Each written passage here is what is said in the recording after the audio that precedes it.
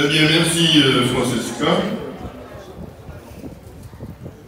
Je salue évidemment, je remercie ceux et celles qui ont répondu à notre invitation, quoique tardive, compte tenu des contingences. Nous ne sommes pas sûrs de pouvoir organiser décemment la fête des amis, il y a à peine une dizaine ou plus de jours.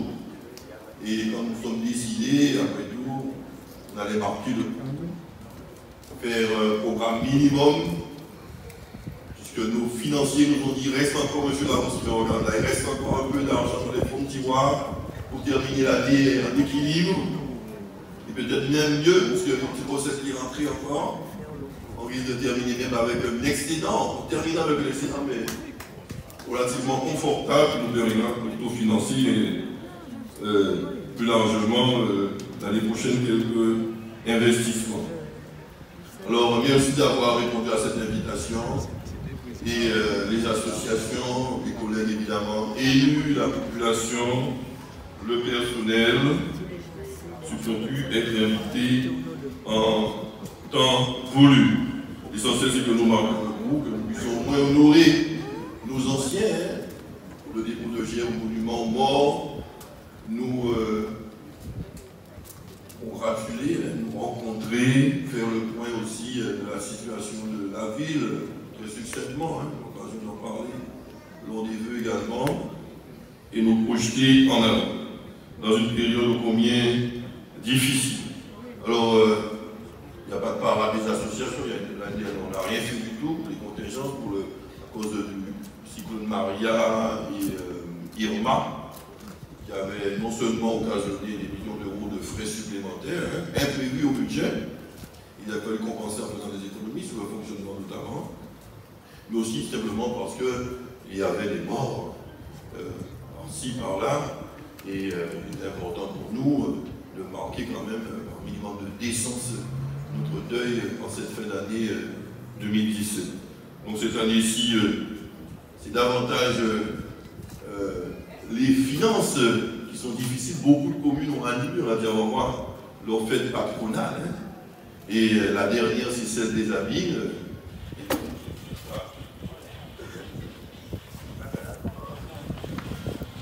Nous sommes à l'heure du développement durable, vous avez une climatisation naturelle. Il fallait demander tout à l'heure de baisser la clim, mais j'ai pas oublié que nous n'étions pas dans une salle climatisée. On disait que c'est davantage des contingences financières aujourd'hui qui nous ont contraints par rapport au format classique de la fête. C'est simplement le fait que toutes les communes ont un peu le couteau sous la gorge, quand on s'assied la structure. Les dotations globales de fonctionnement de l'État diminuent d'année en année, même s'ils ont été gelés cette année-ci, mais gelés après de multiples fonctions, rapports, comme on dit.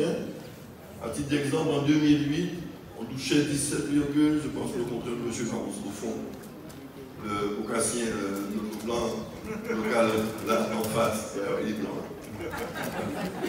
Mais il est compétent aussi. Et notre financier qui nous rappelle qu'en 2008, nous avions 17 600 000 € à peu près de dotation de l'État, dotation globale de fonctionnement. Et 10 ans après, à coup de rabot, sous Sarkozy, sous Hollande et sous Macron aussi, nous en sommes aujourd'hui à peu près 12,3 millions. 12,3 millions. En tout cas, la dotation globale de fonctionnement par année est diminuée par rapport à 2008 de plus de 5 millions. 5 millions 2, à peu près. Donc, 5 millions 2, c'est pas des tiers. Donc, on doit faire, c'est comme si vous avez 100 €, et désormais on peut être 77, 66 plutôt. Donc, vous voyez à peu près quand nous sommes l'exercice que nous devons que nous devons nous prêter financièrement.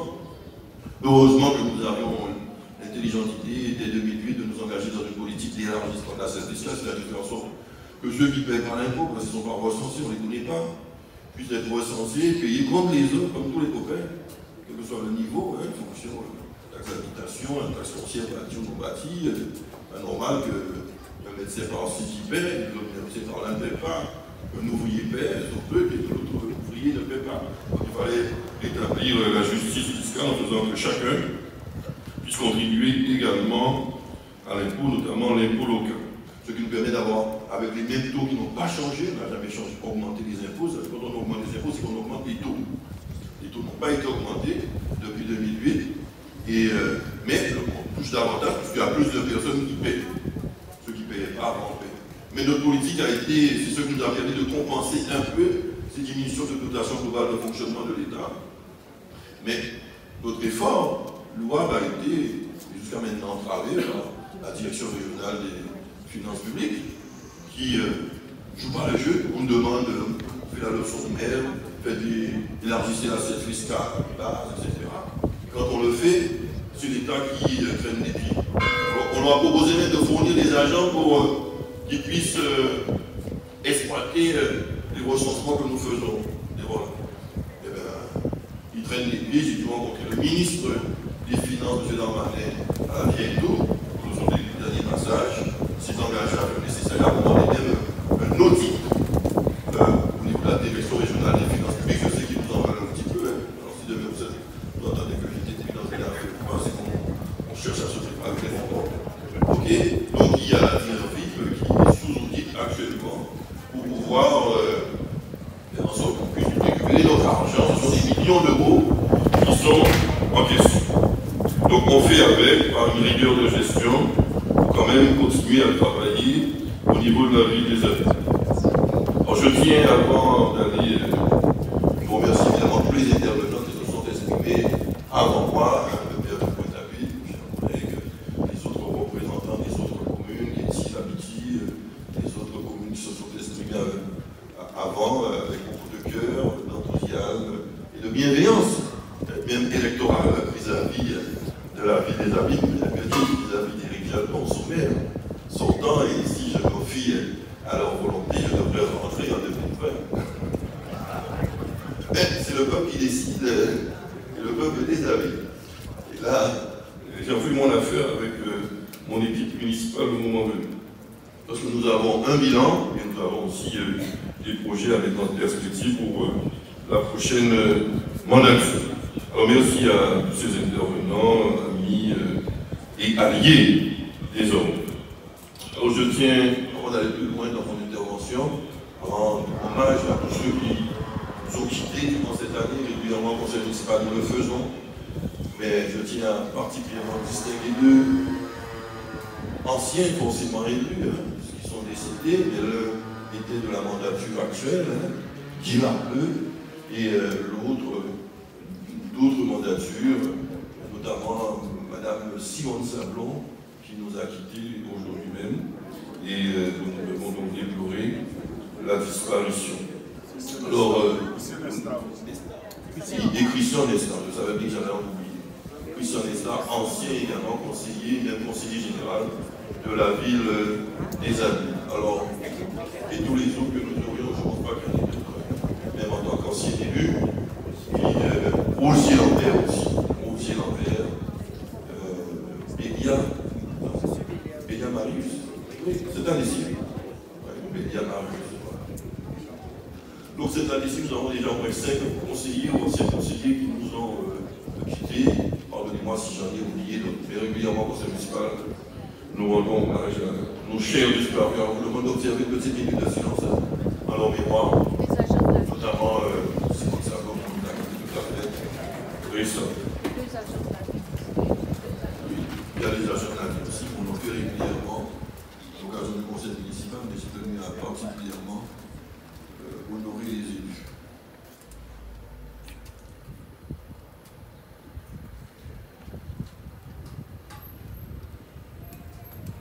Merci.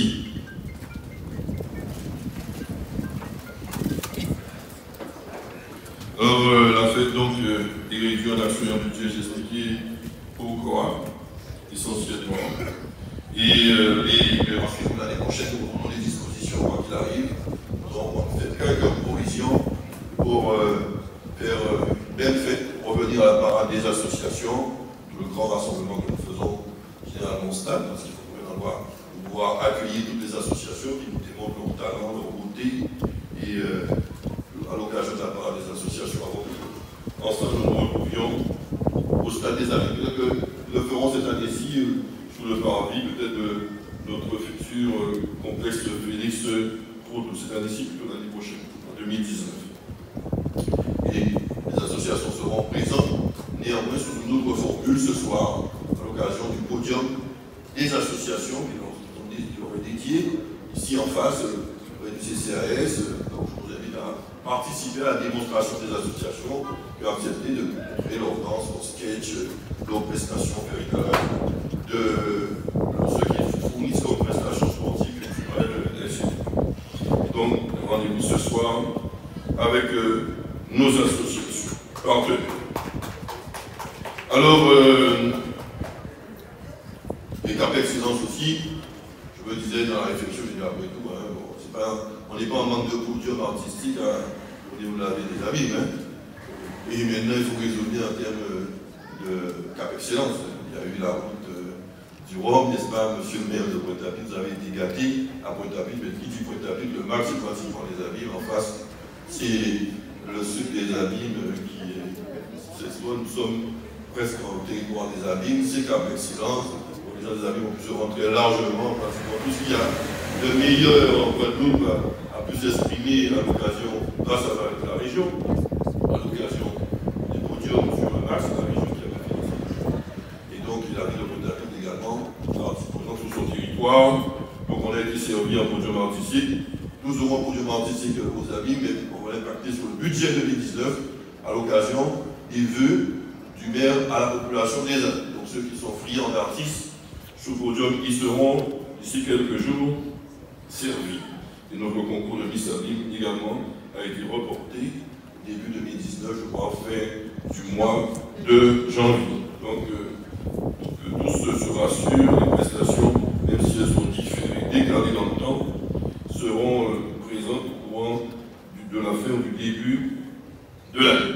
Les temps sont difficiles, on l'a dit avant moi. Je n'ai même pas parlé des emplois aidés qu'on a supprimés, notamment les contrats d'avenir qui nous ont permis d'embaucher, après 3 mois, c'est-à-dire un contrat à durée déterminée, pas moins d'une 50aine de jeunes en contrat d'avenir. On voulait remettre la mise. 11 étaient déjà engagés, mais le nouveau gouvernement a décidé qu'il ne soutient plus les contrats d'avenir. Donc nous avons 11 jeunes qui avaient commencé une première année, on va voir comment on peut, au cas par cas, leur permettre en saisonnier, en CDD, certains peut-être en CDI, de pouvoir continuer leur parcours d'intégration professionnelle. Et c'est quand même plusieurs milliards d'euros qui, à l'échelle de la nation française, 11 milliards, je crois, donc 2 à 3 milliards d'aides financières que l'on retire à travers ces contrats aidés, en tout cas, ça se chiffre en milliards, aux associations de la France. Avec cette politique de suppression des contrats aidés, ça a un impact également au niveau de la Guadeloupe, pas simplement au niveau de la vie des habitants. Donc les temps sont difficiles, hein, on le sait, on le voit, on le sent. Et les gilets jaunes, on le rappelle, ceux qui sont fait de peine, du mal à boucler les fins de mois, tous ces minima sociaux, ces petites retraites qu'on vient d'imposer encore avec la CSG,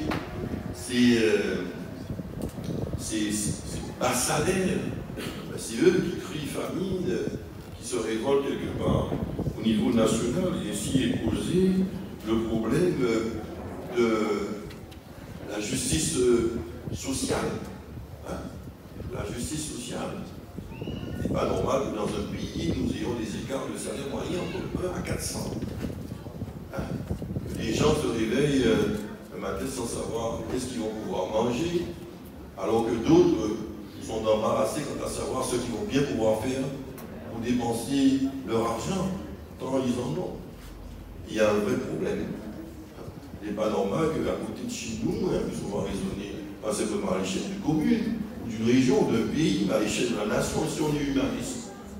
On doit vouloir le bien pour les habitants de sa commune, de sa région, de son pays, mais de toute la planète. Il n'y a pas d'exclusion sur cette planète. Même sur un blanc, noir ou jaune. C'est pas normal qu'en Haïti, 2 tiers de la population en Haïti vivent avec moins de 2 € par jour. Le seuil de pauvreté, c'est la misère. Ok? Donc on voit qu'il y a encore beaucoup de de choses à faire sur cette planète pour rétablir une vraie justice sociale. Donc il faut quand même quelque part que ceux qui ont beaucoup, les très riches, il en existe, qui touchent des millions par mois, parfois plus des dizaines de millions. Et même certains sports aussi que nous aimons, dépensons parfois un voyage de 100 €, voire plus, pour aller au Parc de Prince, applaudir Mbappé, mais Mbappé gagne 1,5 million par mois. Ok? Au moment où on critique le député qui touche 5 000 € par mois, on a l'impression qu'ils sont riches, ils touchent trop. Mais Mbappé, ça ne dérange personne, qui touche 1,5 million par mois, une personne, pour jouer au football. Ok? Donc il y a un problème de répartition des richesses dans ce pays. Il y a un gros travail à faire à ce niveau-là, donc réduire l'éventail des revenus. Pas toujours des étudiants un peu plus riches que d'autres. On va avoir tout le monde le même salaire. Il y a le mérite qui doit intervenir. On ne peut pas avoir des écarts de salaire de cette dimension. Donc il y a un gros travail à faire. Donc pour augmenter le pouvoir d'achat dans l'immédiat des plus pauvres, des minima sociaux, des SMICAR, des petits revenus, pour demander aux très riches de contribuer financièrement par l'impôt, une taxation quelconque, pour aussi, notamment l'ISF, et si on veut parler de l'ISF, on trouve autre chose, ok, que ceux qui ont davantage de moyens puissent solidairement donner un peu plus. Il y en a qui sont d'ailleurs volontaires, parmi les signes riches, qui veulent le faire spontanément, mais l'État doit organiser les choses pour qu'on puisse payer ces augmentations de minima sociaux, de SMICAR, etc. Il faut que l'argent quelque part. C'est ceux qui ont davantage qui doivent donner. On ne va pas inventer l'argent. C'est une meilleure répartition de cet argent. Et c'est l'État qui doit jouer ce rôle, qui doit se faire. On a un président qui il n'a pas fait un beau discours, même pour les pauvres, il est sensible. On parle de nouveaux contrats sociaux, mais il ne parle jamais de la contribution qu'on doit imposer. Il dit jamais aux riches, même si les riches donnez un peu plus pour les pauvres. Il est quelque part prisonnier, on le sent quelque part prisonnier de ces riches qui ont contribué à son élection. Donc il faudra bien qu'il franchisse le Rubicon et qu'il pose le problème du meilleur partage des richesses et revenus dans ce pays de France auquel nous appartenons. Alors, donc on verra comment les choses se passent. Il y a aussi le dossier qui est posé en même temps, l'urgence climatique, le développement durable, l'urgence écologique, mais particulièrement climatique, c'est celle qui est la plus importante. Il fait trop chaud, de plus en plus chaud. Ça crée des cyclones de plus en plus importants, l'eau monte, etc. Il y a des sécheresses, il y a des incendies de forêt. Les gens sont victimes de la sécheresse, ils ne peuvent plus vivre de l'agriculture dans les pays africains. Alors ils migrent en masse, ils prennent des bateaux, risquent de leur vie, ils vont envahir les pays d'Europe, même nous aussi, nos voisins haïtiens, dominicains, qui ont des difficultés, mais viennent en Guadeloupe pour essayer d'avoir une meilleure situation. Et tout ça est lié, tout cela est lié. Parfois ça fait monter des partis des nationalistes au Brésil, même aux États-Unis, puisque c'est un extrémiste de droite, Donald Trump, ok, qui se montre nous contre ces migrations massives parfois causées à cause des problèmes climatiques, qui créent des désordres dans certains pays. Donc tout est lié, ok. Donc la démocratie peut être mise en cause, en péril, à cause du réchauffement climatique. Et tout simplement, dans ce Dieu qu'il faut sauver la planète. Non, c'est pas la planète a continué d'exister, elle existait avant l'homme, avant les dinosaures. Il y a plus la planète Terre, il y a des milliards d'années, au moins 3 milliards d'années, la planète Terre existe. Ok, elle a connu des situations différentes, des espèces d'animaux différents. Tout à fait récemment, il y a à peine 5 millions d'années, c'est rien à l'échelle de la planète. L'homme est apparu, s'est développé, on est l'homme d'aujourd'hui. L'homme moderne. Donc l'homme tôt ou tard va disparaître et la planète continue à exister. Mais il s'agit de ne pas précipiter son départ, sa disparition. Il y a une comète qui débarque, nous frappe dans plusieurs centaines de millions d'années, peut-être je ne sais pas. Et comme ça a fait pousser la disparition des dinosaures, ça va arriver un jour, peut-être disparaître. Mais nous, on est en mesure aujourd'hui, nous-mêmes, de contribuer à notre disparition. C'est ça le problème. Ok? Parce qu'on utilise trop les énergies fossiles, ça réchauffe l'atmosphère, et ça crée le problème climatique que je viens de décrire. Donc c'est nous qui devons lutter contre le réchauffement climatique. C'est l'urgence. Et ce n'est pas la planète qu'on va sauver, c'est l'homme, l'humanité. L'humanité. Si le réchauffement climatique arrive au bout de nous, les hommes, et bien après, elle va continuer à exister. Il n'y aura plus d'hommes. Mais en attendant, ça ne viendra pas de seul coup. Progressivement, si on laisse faire, il y aura des désordres, la démocratie va venir en péril, la civilisation même va venir en péril, le système barbare va prendre le pouvoir un peu partout, on sera anarchique, on ne pourra pas imposer un système démocratique à cause de toutes ces perturbations qui viendront en cause de l'économie, etc., les équilibres sociaux, etc. C'est ça, c'est pour les 10 prochaines années, là, c'est pas pour dans les siècles et les siècles. Et tout le monde, tous les experts le disent, donc il y a un combat important à mener. Le problème, c'est que M. Macron a voulu poser le problème de l'urgence climatique, cette taxe du carburant, mais en voulant taxer tout le monde, les pauvres notamment. C'est pas bon. Il faut qu'il concilie que ça passe ces mesures impératives pour l'urgence climatique. Il faut aussi en même temps traiter le social.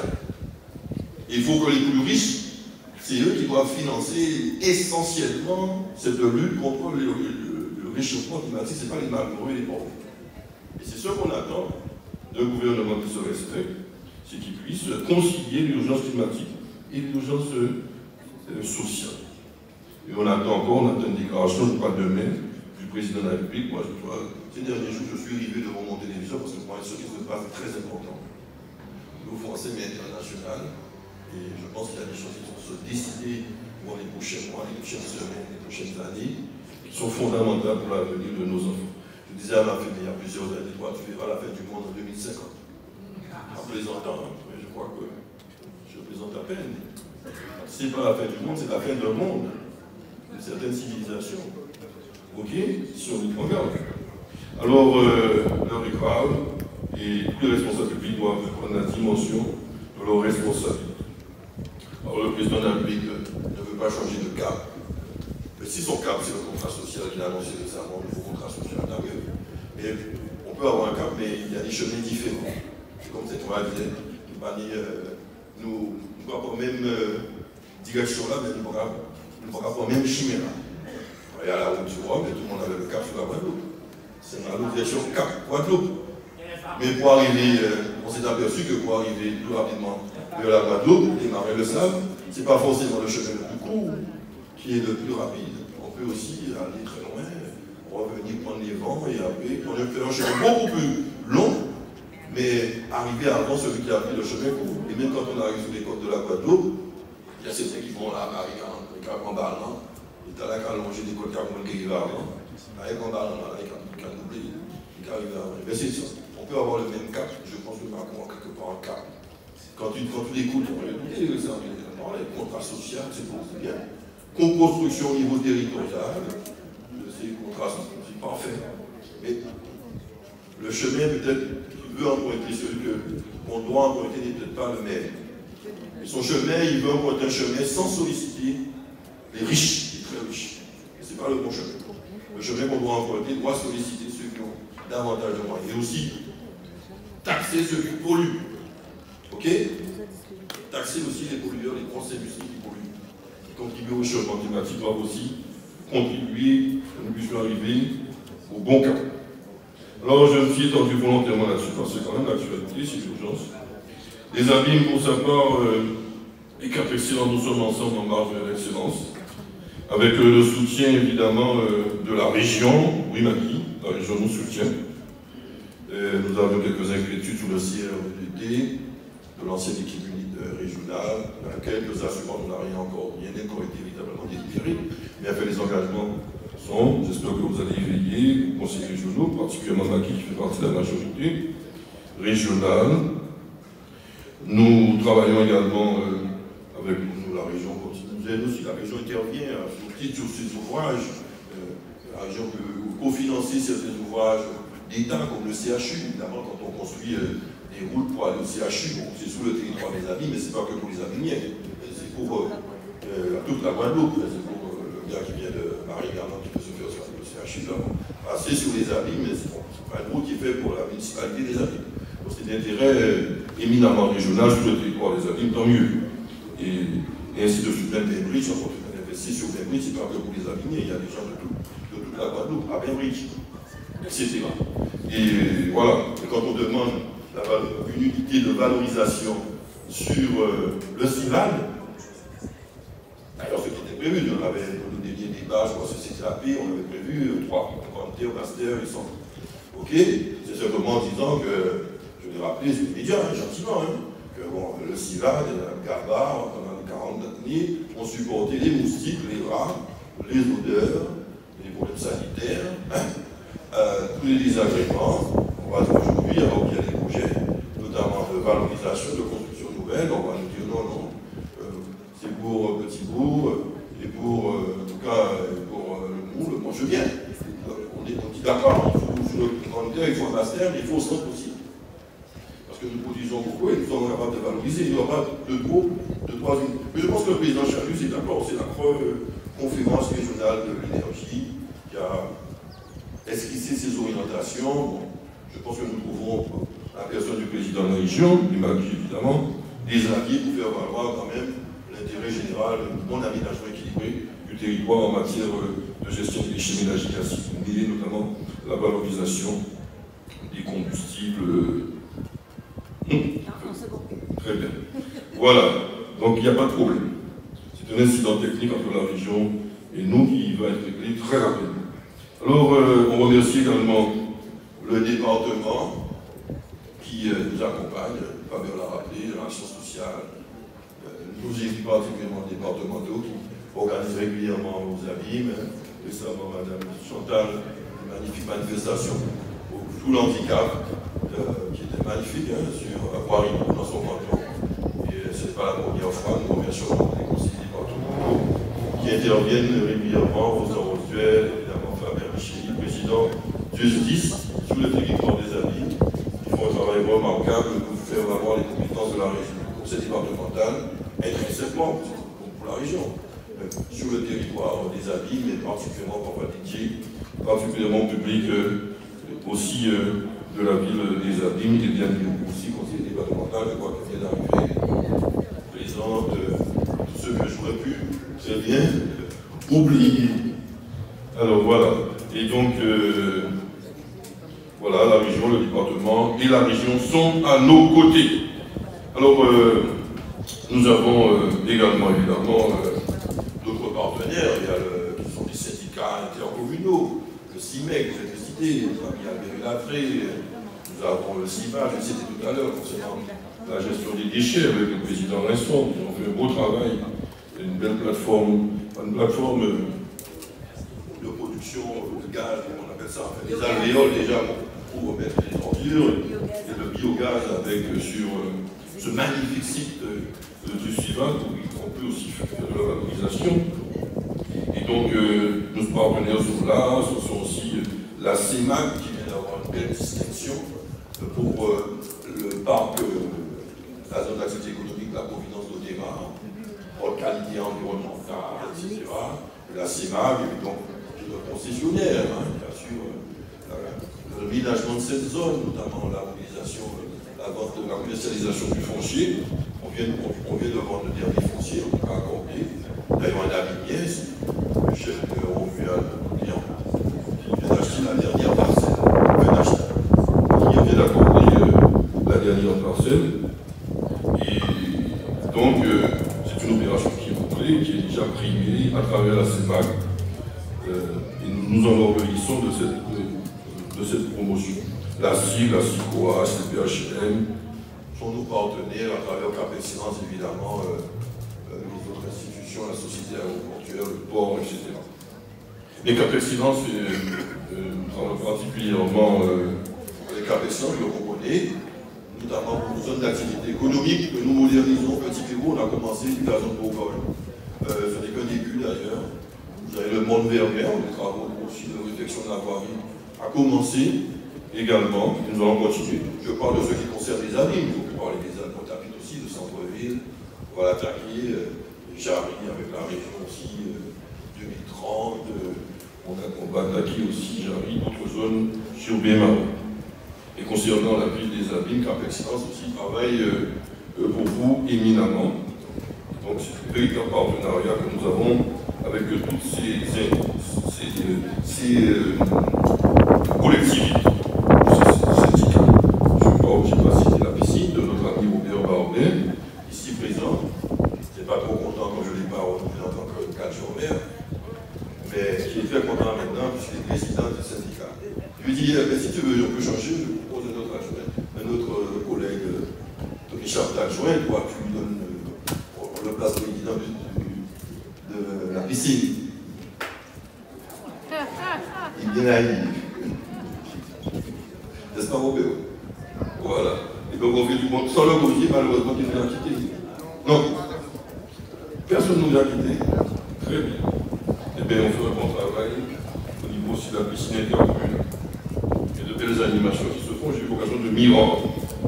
Alors, nous travaillons évidemment avec toutes ces institutions. Tout se passe bien globalement, évidemment, comme nous l'a dit Charles, il peut y avoir des petits incidents techniques de parcours, mais d'intelligence collective, nous permet de les surmonter très rapidement et de trouver le juste milieu, le juste équilibre, l'équité territoriale quand il s'agit de ça. Alors, nous avons aussi des schémas directeurs pour faire tout ça, c'est pas comme ça au pif. On a mis en place tous les schémas qu'il faut aussi imaginaires, dans tous les domaines de compétences que nous avons. Encore à Cap-Excellence, nous sommes en train de mettre un projet de territoire en place, un schéma de cohérence territoriale, avec des séminaires, etc. Mobilisons les forces entrepreneuriales, les entreprises. Hier, même encore, nous étions à Jarry, en fait, une coopération avec toutes les entreprises de Jarry, mais plus largement, de Cap-Excellence qui avaient été invités, en tout cas un grand nombre, pour mettre en place une stratégie de pilotage en commun avec les entreprises, avec les institutions Cap-Excellence et trois communes, la commune en tout cas concernée par la zone d'activité économique de Jarry, de son aménagement, son évolution. Parce que Cap-Excellence a pris de grosses compétences en matière économique. Ok? Nous avons désormais la compétence de création, d'aménagement, d'entretien, de gestion des zones d'activité économique, dont Jarry et 17 autres, y compris le centre-ville de Pointe-à-Pitre. La ZAC, le démarre 18, dont Jarry. Nous sommes de Cap-Excellence, autorité organisatrice. Ok? Maintenant, la région devient le chef de file, en charge des orientations, également la coordination du développement économique à l'échelle du territoire. Mais nous avons une compétence éminente en matière d'entreprise et d'économie.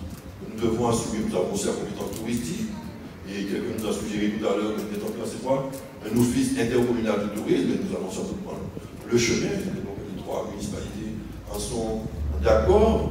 Voilà, nous avons une compétence pour les commerces également, en partage avec les communes, en fonction des héritages des communes, une compétence aussi au niveau des commerces.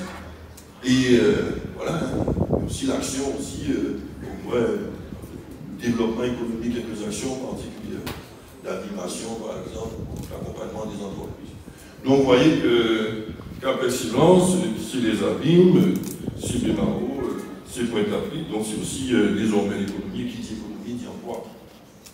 Et nos compétences, notre politique, nous ne sommes pas compétents directement que en matière d'emploi, c'est surtout l'État, on dira, mais à travers la compétence économique, Cap-Excellence, un peu par nos responsabilités en matière d'emploi, nous avons la gestion prévisionnelle des emplois et des compétences, et nous travaillons là-dessus, ce que pour faciliter l'embauche dans les grands chantiers, notamment le CHU. Nous avons déjà des réunions en ce sens avec l'État, l'ARS, et j'en passe, les entreprises. Et le département, les entreprises concernées, donc on veille au coin. Au maximum de Guadeloupéens, notamment de notre secteur, Cap-Excellence, puissent émarger pour le recrutement pendant la phase chantier, mais après aussi durablement. Vous avez le même au niveau de la société aéroportuaire, il y a quand même des dizaines de millions d'euros de travaux qui vont être faits. Ok? C'est la même chose, l'entreprise locale va pouvoir émarger, donc s'organiser tout ça, donc peut-être en mesure de les aider. Au niveau de Cap-Excellence, avec notre plan d'action stratégique économique de Cap-Excellence, qui prévoit entre autres ce type de dispositif pour leur permettre d'émarger à ces dispositifs. Créateurs de nombreux emplois, encore une fois, on veille aussi aux créations dans les chantiers des emplois comme excellence. Voilà, non seulement ce point mais devoir aussi anticiper en termes de formation avec la région, évidemment, et d'autres partenaires, les besoins. De sorte qu'un maximum de Guadeloupe ne disent pas qu'il n'y a pas la compétence, il n'y a pas les compétences localement, donc on doit faire venir de France hexagonale, d'Europe, etc. Non, il faut que désormais, au maximum, tout ce qu'on peut avoir localement, on doit le mobiliser. Et on fait affaire à l'extérieur quand vraiment on ne peut pas faire autrement. En tout cas, c'est comme ça qu'on veut travailler pour mettre en place véritablement une politique d'emploi. Parce qu'évidemment, on connaît bien, chers amis sympathisants, que ce n'est pas la vie des amis avec ces types de services employés de la caisse des écoles CCS qui va pouvoir faire face aux 11 000 chômeurs recensés sur le territoire de la ville des amis. Plus des alliés, des amis, des parents, des militants, tout ce qu'on veut. Hein? Et on ne pourra pas recruter tout le monde dans la vie des amis ni à la caisse des écoles. On a mis en place un pôle fier, formation, intégration, socialisation, pour non seulement recenser les compétences pour nos propres besoins, mais aussi pour en faire bénéficier des entreprises qui travaillent sur le territoire des amis, qui nous ont sollicité pour un permis, pour un accompagnement, pour un environnement amélioré. Et on essaie de profiter de cette fenêtre pour leur demander de solliciter aussi notre fichier de demandeurs d'emploi. Comme ça qu'on travaille. Ça, c'est une condition habillée. Au niveau de l'échelon cap excellent, je viens de vous décrire un peu le processus en matière de politique nous concernant en matière d'emploi. Je parle beaucoup parce que je sais que c'est un sujet sensible. C'est l'emploi, hein. Moi je reçois 100 courriers, j'ai au moins 60 demandes d'emploi. C'est ça la réalité. Ok, j'ai eu en 2017, j'ai pas encore le chiffre de 2018, j'ai reçu plus de 3500 demandes d'emploi. Une année, je suis sûr que cette année-ci, quand on va faire le compte, on sera à plus de 4000. Enfin, c'est bien, il y a un peu gentil. Hein? J'ai eu 15 000 électeurs aux élections, mais je pas. Sans doute, j'ai des milliers de chômeurs parmi eux, mais je ne peux jamais leur donner à tous travailler. Il y a averti qu'on a accompagné avec toi, les choses étaient claires. Seulement, si c'est pour voir les gens entendre par là, ça ressort. Voilà. Et chacun légitimement défend sa propre situation. Il trouve aussi les bons arguments pour dire que je dois être prioritaire par rapport à l'autre. J'étais l'Allemande, déjà avec moi. Famille, on a 50, on a 20 mois dans la famille. Moi, je suis formé, je suis plus compétent. Moi, je dois aider ma tête handicapée. Moi, j'ai des enfants en bas âge. Ok. Moi, j'ai vu des grosses études, je dois travailler. Tout le monde a des bons arguments légitimes pour prétendre travailler pour la vie des autres. Mais malheureusement, on ne peut pas recruter tout le monde. Donc, quel que soit le choix qu'on fait, ça suscite toujours des jalousies. Et quel que soit, on estime que parfois, il y a des gens qui viennent en stage, on a l'impression qu'on les a recrutés. On a un petit stage, il faut peut-être 2-3 mois. Surtout que ce prisme, après, on n'a plus un tel, on n'a plus un politique avant, etc. Donc, on ne pourra jamais régler tous les problèmes. Chacun voit midi à sa porte.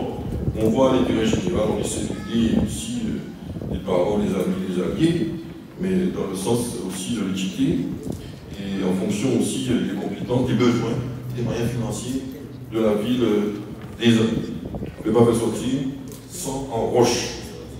Alors nous avançons résolument. On a parlé du papier, soit de Fabien Micheli, mais désormais au moins de toutes les communes autour des amis, autour de Pointe-à-Pitre, des amis particulièrement. Parce que Bémao n'est pas concerné, hein. Je crois que sur d'autres schémas on essaie d'organiser des études, ensuite des travaux, pour faire en sorte de limiter le risque d'inondation. C'est Fabien qui va représenter la main dans ces régions. Et donc c'est un gros travail. Et on avance résolument pour faire en sorte que durant les prochaines années, on ait des travaux qui permettent de bloquer l'eau en amont, de le retenir en aval, et pour l'irrigation agricole notamment, revoir, redimensionner les ouvrages agricoles pour que l'eau coule plus vite et donc monte moins rapidement. Donc on travaille sur ces dossiers importants. Le sujet du transport est important aussi. D'autres, on parlait de l'effort sur le changement climatique, et là il faut entrer au transport collectif pour qu'on utilise moins notre véhicule à essence ou à diesel. Donc il est important que nous avancions sur le transport collectif.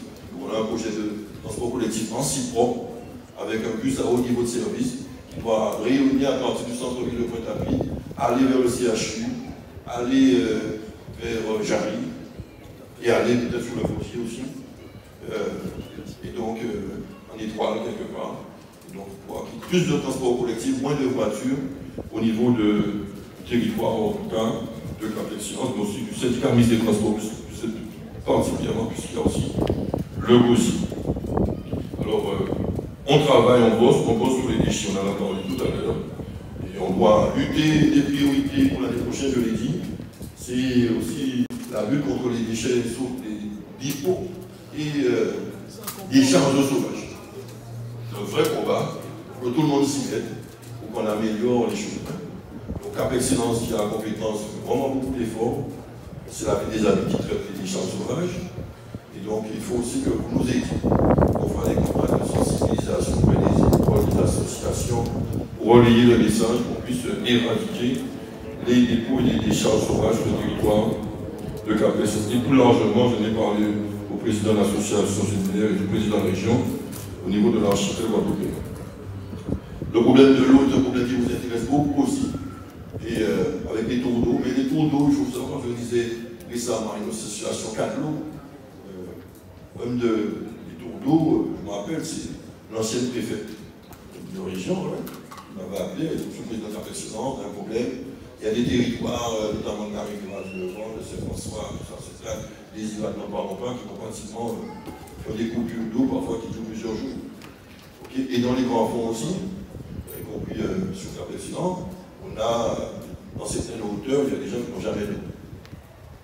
Donc, quelle solution trouver? On propose avec les gens desservis généralement par le SIAC. Pourquoi faire? Pour solliciter notre accord pour qu'on puisse être solidaire. Hein, que tout le monde. Les gens des grands fonds et les gens aussi de la rivière du Levant. Tous ces gens-là sont généralement desservis par le SIAC. Au sérieux. Je dis, bon, oui, il n'y a pas que la rivière du Levant, il y a nos grands fonds. Donc, je peux être d'accord pour permettre à nos populations, en tout cas ceux qui nous concernent, les grands fonds d'être moins pénalisés par la raréfaction de l'eau, l'accès à l'eau. C'est comme ça que les tours d'eau ont pris naissance. Les tours d'eau solidaires, c'est pas pour vous embêter. C'est des tours d'eau solidaires. On peut couper l'eau quand il y a une canalisation qui pète, l'eau est coupée, le temps de réparer. Et là, c'est vraiment volontaire, on coupe l'eau volontaire, c'est une période, 12 heures de temps généralement.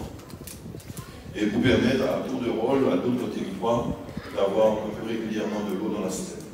Donc, le combat, ça nécessite le plan d'urgence dont vous avez entendu parler, avec la région, les départements, l'État, nous-mêmes, c'est de faire en sorte qu'on fasse des travaux pour limiter les fuites, pour voir les ouvrages, etc., pour pouvoir arrêter ces tours d'eau. On s'est donné 2 années pour ça. Cap-Excellence a fait sa part de travail. On va pratiquement terminer en début 2019. Notre part de boulot, notamment 17 km de réseau dans les grands fonds. Carac, etc., nos grands fonds, nos campagnes. Et ensuite, c'est la région, les autres qui font le département qui vont suivre, puisque notre part de travail va terminer. Mais ils vont continuer à travailler, y compris pour le territoire de Cap-Excellence. Donc, nous sommes aussi sur le dossier de l'eau. Je vous rappelle au cours de patience, ça ne sert à rien de protester, d'envoyer des coups de gueule à chaque fois que vous avez trop d'eau. Vous en avez encore pour 2 ans, au moins. Soit on travaille sur la base des techniciens, c'est des techniciens qui décident. Moi, je suis ingénieur en hydraulique. Les techniciens de la région, du département, de Cap-Excellence, de l'État même, on fait des études, on dit, bon, pour annuler essentiellement les tours d'eau, il faut 2 ans, et voilà les travaux qu'il faut faire, ça coûte combien? Banco, on a financé ensemble, et les ouvriers, les cabinets, les bureaux, les entreprises travaillent. Donc on espère, nous aussi, que ça va aboutir en fin 2019, ces tours d'eau vont quelque peu disparaître, globalement.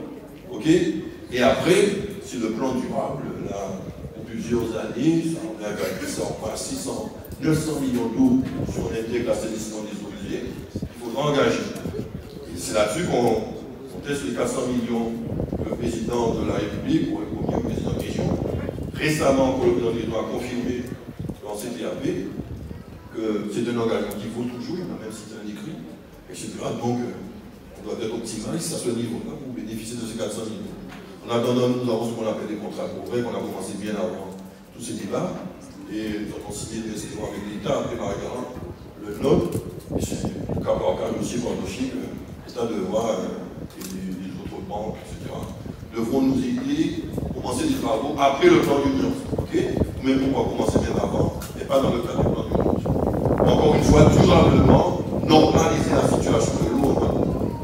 diminuant toutes ces fuites d'eau, 60% parfois de gaspillage.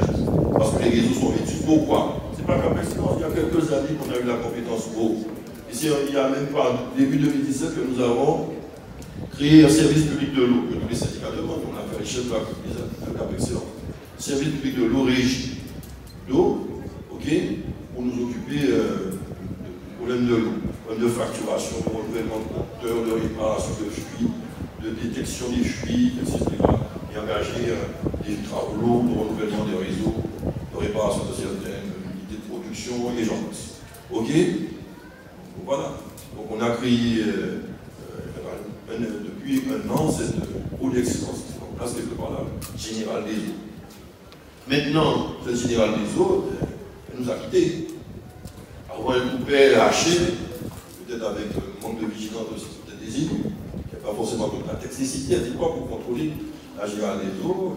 Et quand la Générale des eaux s'est aperçue que les pouvoirs publics commençaient à reprendre les choses en main, regardaient de près leur compte, s'intéressaient un peu à ce qui allait se passer, avaient des compétences renforcées, ok, mais à organiser son départ. Moi, je parle. Certainement, ils ont pu faire ce qu'ils faisaient avant. Beaucoup de. On a fait des extensions de réseaux, peut-être. On n'a pas maintenu les réseaux existants. C'est-à-dire qu'ils ont vieilli. Ils sont arrivés à bout de souffle, pratiquement en même temps. Ok? Ce qui fait qu'on est aujourd'hui un peu débordé. On a hérité lourdement de la Générale des eaux qui avant avait une délégation pour pouvoir gérer l'eau. Aujourd'hui, c'est nous directement avec la régie publique eau d'excellence que la gérons pour ceux qui possèdent la pression. Il faut connaître l'histoire. Et je ne suis pas d'accusé de faire des coups de gueule. Les coups de gueule ne vont rien changer. Hein. Parce que la détermination est là, pour ceux qui nous concernent. Et nous, c'est les finances qu'il faut. Hein. C'est les finances qu'il faut. Il faut payer vos factures quand vous recevez de l'eau. Ne pas chercher un petit prétexte quand il y a un petit truc d'eau, on dit on ne fait pas l'eau. Ok? Donc, puisque vous avez quand même de l'eau, mais vous ne l'avez pas tous les jours, à tout moment. Et si tout le monde se met à ne pas payer l'eau, on va redescendre, on va revoir le calendrier, puisqu'il faut aussi que nous puissions payer et financer avec les autres les réparations. Donc chacun doit assumer ses responsabilités dans le traitement de ce dossier de l'eau. Voilà, pour le reste, nous travaillons, rénovation urbaine, vous le voyez, la place a été rénovée, la salle des fêtes bientôt inaugurée, le bout des amis quand on le traverse, il est beau.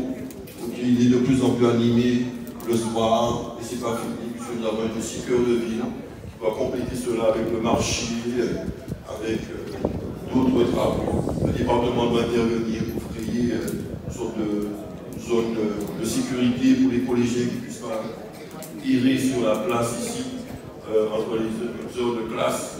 Nous allons rénover le parcours qui va de l'église au cimetière, pour les trottoirs, pour la route. On va faire un rond-point au niveau de l'entrée du cimetière, il y aura un rond-point qui va être construit.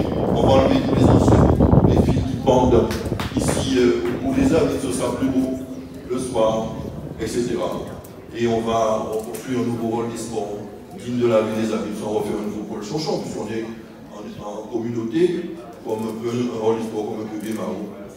Donc avec davantage de locaux autour pour les activités sportives et associatives. On a rénové la maison des jeunes et de la culture des amis.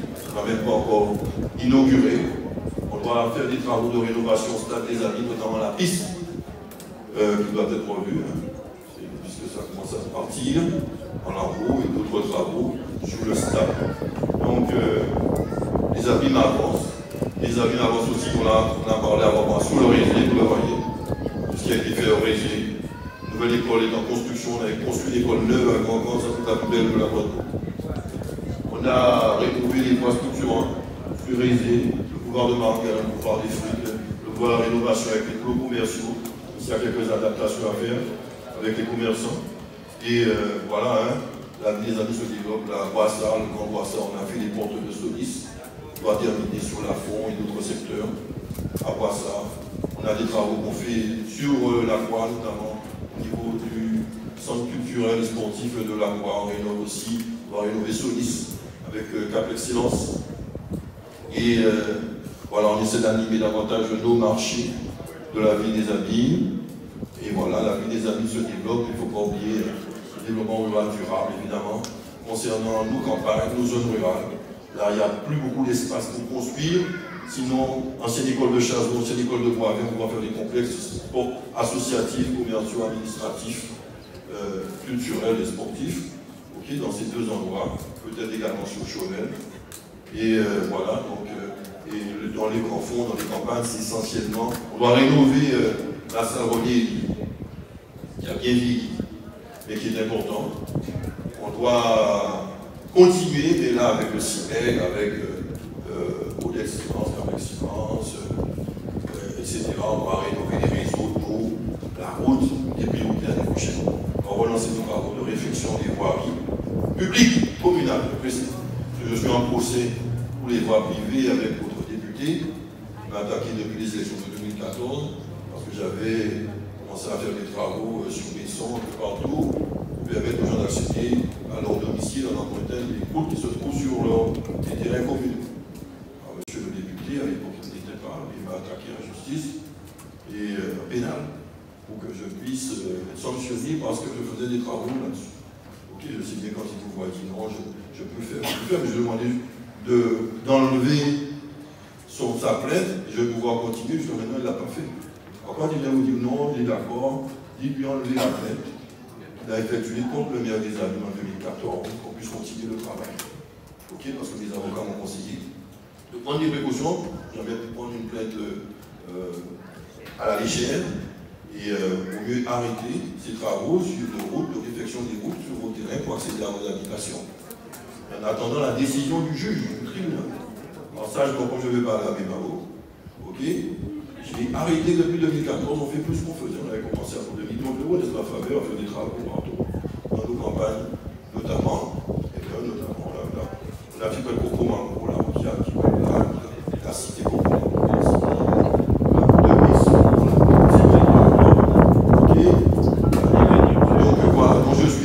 J'attends que le juge me convoque au tribunal comme un bulletin voleur.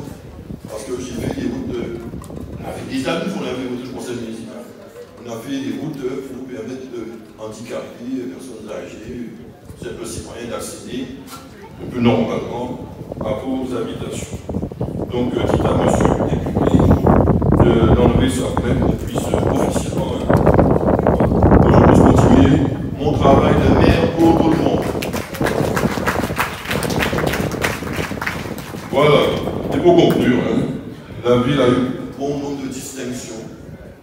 Là, il y a été décoré du le nom parce que je ne suis pas très attaché aux décorations. La Lone Close m'a décoré. Avant moi, il y avait Bill Clinton qui a été décoré. On voulait faire une grande cérémonie pour inviter tout le monde. On va faire ça dans une discussion à la mairie. Quelques photos. D'autres personnes, j'ai été décoré. Alors, je suis décoré, mais je ne sais même plus très bien de quoi. Alors, mais merci quand même de la même chose. Elle va pouvoir vous dire précisément. Comme si elle a participé aussi à cette qualité décorée. C'est la plus haute distinction qui est remise au Lions Club. Donc le maire Eric Jalpin a été décoré. Il a été fait compagnie de Melvin Jones.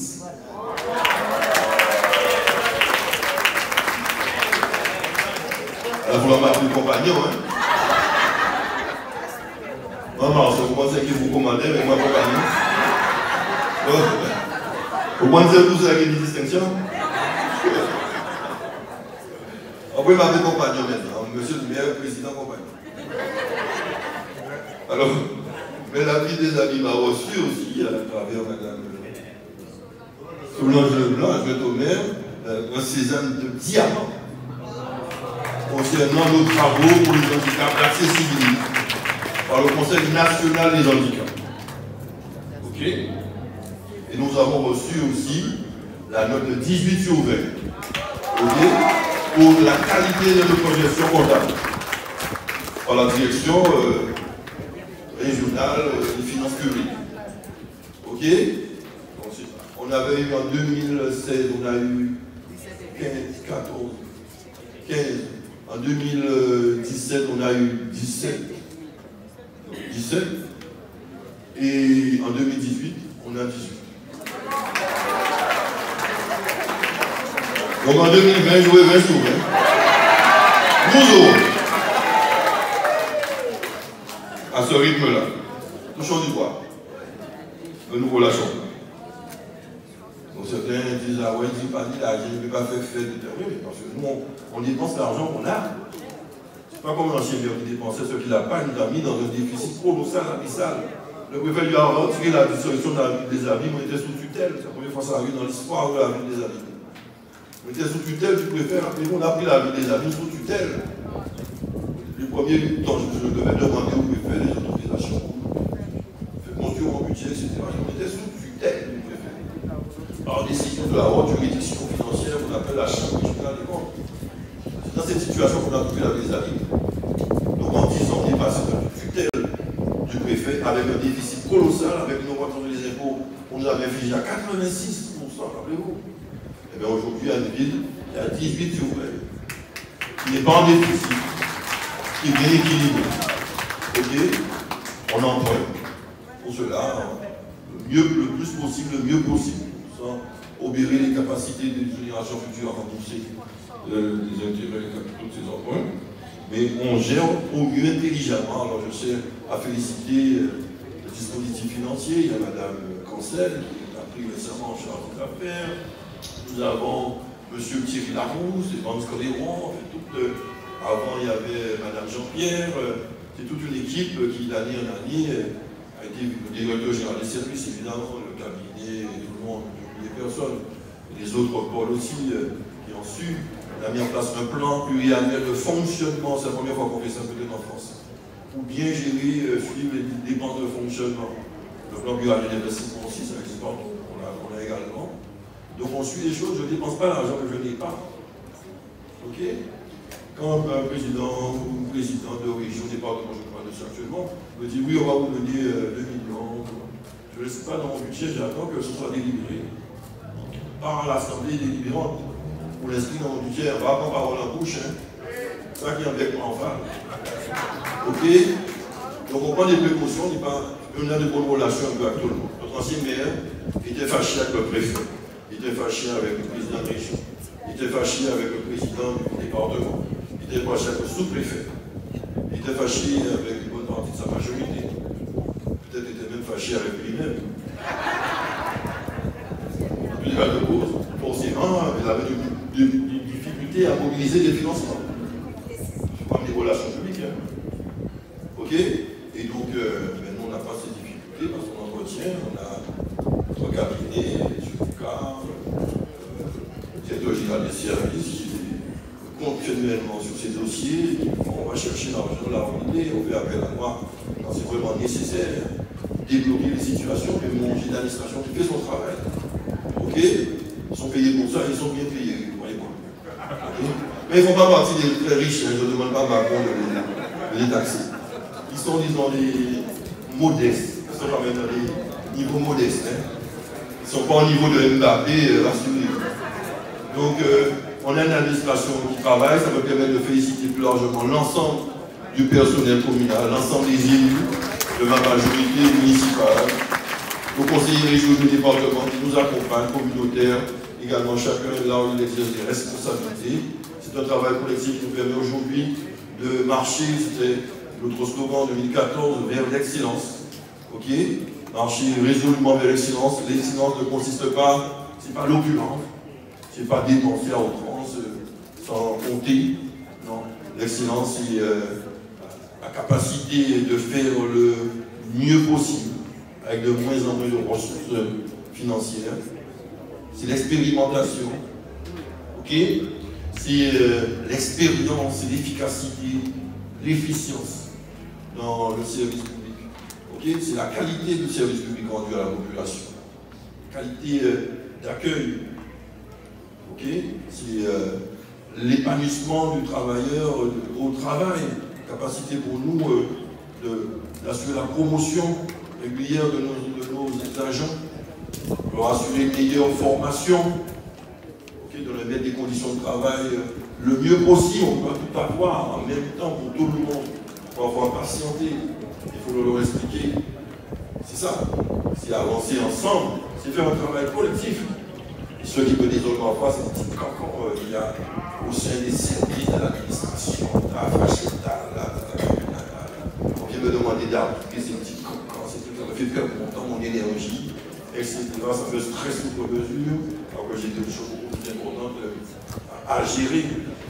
Et j'ai vu aussi, vous êtes par exemple, c'est vos proches, vous êtes capable de vous entendre, ok, et passer des petites querelles, etc. Qui ont pu être nées à travers les élections successives où les ambitions des uns ont été satisfaites, des autres non, ça crée des crispations.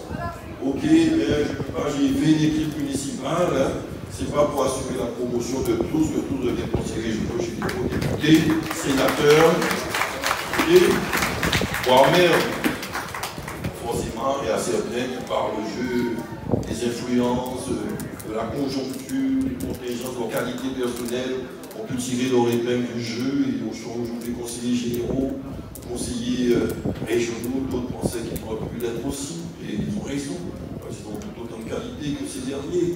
Hein? Et voilà, on ne peut pas, mettre 10 cravates dans même tout là, hein? Donc il y a des limites, ok? Donc je suis là aussi pour les aider quand ils ont la capacité à avoir une certaine promotion politique. C'est légitime, tout le monde a l'ambition pour son pays, pour soi-même.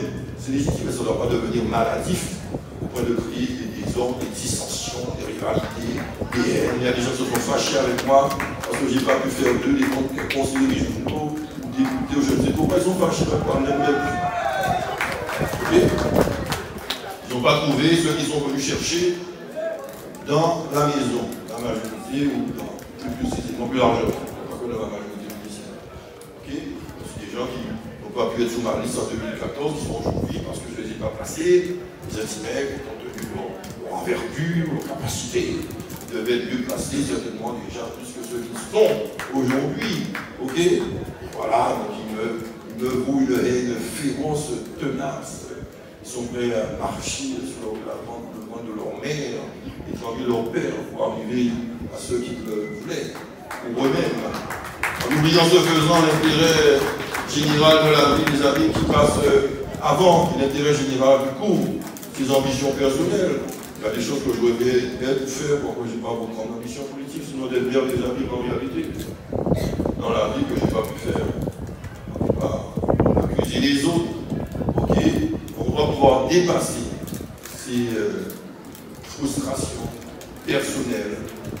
Vous pensez aux autres. Pensez que nous avons quand même, tout est relatif, hein? Nous sommes dans une situation rien. Ceux qui ont la chance de travailler, ok? Donc, il faut penser à ça. Vous avez un bien précieux s'il en croit. Vous êtes jalousé en tant qu'employé public. Ça crée des jalousies. Il y a des gens, je le sens quand je me parle de certains agents, on sent qu'il y a une sorte qu'ils auraient aimé travailler aussi. Hein? Ils ne peuvent pas, ils ont l'opportunité. Mais ils parlent avec des agents en place, alors on sent qu'il y a une sorte d'animosité.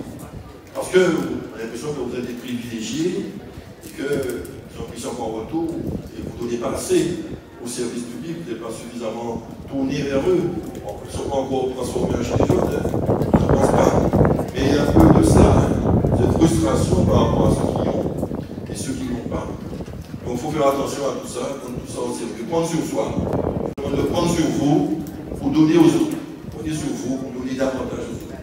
La solution à tous nos problèmes, je le dis par ailleurs, c'est nous-mêmes. Essayez de trouver en nous les ressources pour améliorer la qualité de nos services. Et ce faisant, quand nous tous nous allons progresser ensemble, chacun individuellement va progresser en toute plus-value dans tout ça.